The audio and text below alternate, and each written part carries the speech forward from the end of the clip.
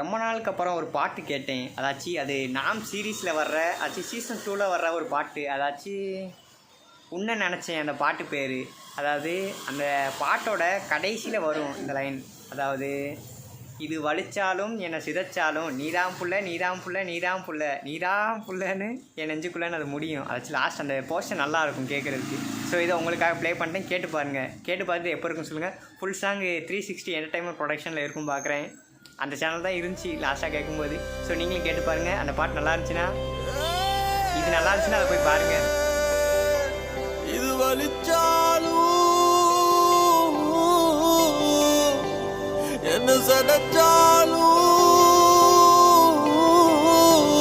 நீதான் புள்ள நீதான் புள்ள நீதான் புள்ள நீதான் புள்ள